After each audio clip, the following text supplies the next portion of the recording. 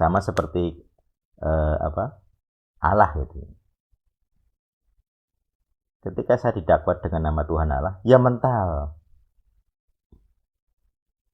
Di 20 Januari kan pemuja Tuhan Allah gitu. Dia mendakwa saya secara legal ground, tapi dia menggunakan nama Tuhan Allah. Dia tidak mungkin menggunakan nama Yahuwah. Makanya kalau kamu main LG, pastikan kamu lebih benar daripada orang yang kamu dakwa. Itu ada ayatnya. Kalau orang Farisi bilang orang lain itu pendosa, pastikan di hadapan Tuhan kamu itu lebih benar daripada yang kamu dakwa. Farisi mendakwa Zakheus, para pemungut cukai. Bahkan kalau berdoa mereka, ya Tuhan, saya bersyukur saya bukan pemungut cukai seperti sebelah saya. Doanya menengadah dengan bangga gitu ya.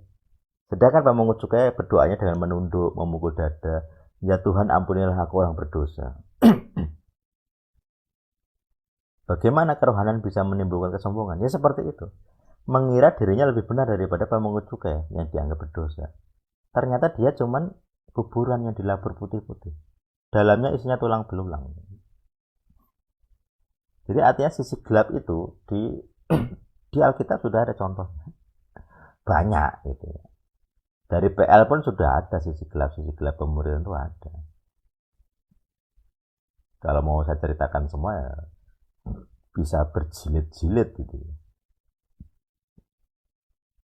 Paulus pun juga punya sisi gelap. Petrus punya sisi gelap. Paulus bilang Petrus itu sesat, munafik. Bayangkan. Paulus bilang Petrus itu munafik. Petrus murid Yesus, Paulus bukan. Siapa bilang Paulus murid Yesus? Bukan. Murid Yesus ya 12 itu. Paulus tidak masuk. Dia mengatai Petrus, kamu tuh munafik. Nah, gitu. Sudah ada konflik, sudah ada perbedaan. Dan memang Petrus itu seperti itu kan. Dia sebenarnya kan dia tanda petik seperti orang Selot. Dia itu anti Yunani ya, anti non Yahudi. Makanya Paulus ketika melihat Petrus, ketika tidak ada orang Yahudi yang lain, Petrus baik-baik saja makan bersama orang Yunani, Kristen Yunani. Begitu yang Yahudi datang, Petrusnya memisahkan diri. Bagi Paulus itu munafik. Bermuka dua. Kalau dengan Yunani dia makan, tapi begitu Yahudi datang dia memisahkan diri. Munafik. Tidak sesuai kabar baik, tidak sesuai besora. Gitu ya. Tapi di sisi lain orang melihat Paulus juga seperti itu. Bagi yang nggak ngerti terutama. Paulus itu membatalkan Torah seakan-akan ajaran-ajaran. Tapi kalau ngerti sih sebenarnya hanya masalah istilah. Paulus itu sangat-sangat Yahudi.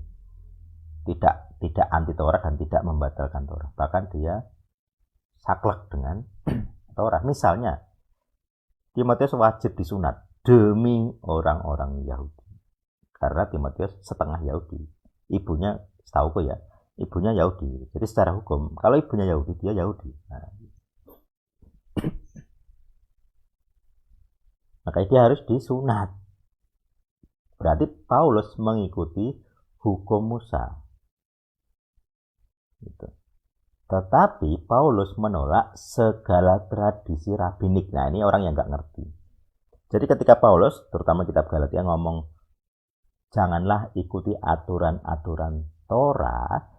Aturan yang dimaksud ini adalah aturan oral Torah. Torah lisan, yaitu tradisi rabbinik. Jadi bukan Torah tertulis tuh enggak. Ini yang orang-orang Kristen, aku enggak tahu sih istilahnya, mereka itu tidak tahu atau terlalu bodoh untuk tidak tahu. Maka ini salahnya ya orang-orang STT ini, dosen-dosen STT ini yang pendosanya di sini. Sisi gelapnya di STT. Kenapa di STT tidak mengajarkan bahwa, ini studi kata ya, enggak tahu istilahnya, eksegesa atau apa ya, istilah kerennya mereka, atau hermeneutiknya. Bahwa kata Torah di kitab-kitab Paulus bukanlah bermaksud ke hukum Torahnya Musa, Pentatok, 5 hukum itu, 5 kitab. Bukan itu. Tetapi yang dimaksud adalah tradisi-tradisi Torah. Ini yang nggak pernah dijelaskan di STT.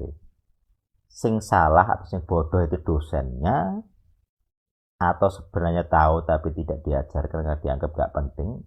Nah itu sama-sama dosa. Kalau bodoh, kan ya aneh itu. Gelarnya S2, S3, profesor teologi ya Pak. Tapi mengajarkan Yesus membatalkan Torah, Paulus membatalkan Torah. Kan kalau dia orang yang awam tidak punya gelar teologi, tidak bisa dianggap bodoh. Maklum gitu ya. Tapi kalau dia seorang doktor teologi ngomong begitu, apalagi istilah lainnya lebih cocok. Seharusnya dia cerdas dengan gelarnya. Tapi kok bodoh? Nah itu sisi gelap. Kenapa bodoh jadi sisi gelap? Berarti dia berdosa. Ada pelanggaran 10 hukum pasti. Nah gitu. Makanya kita harus hati-hati dengan 10 hukum. Saya itu melanggar atau tidak? Ada nggak 10 hukum yang saya langgar? Kalau ada, pasti hidup saya ada sisi gelapnya.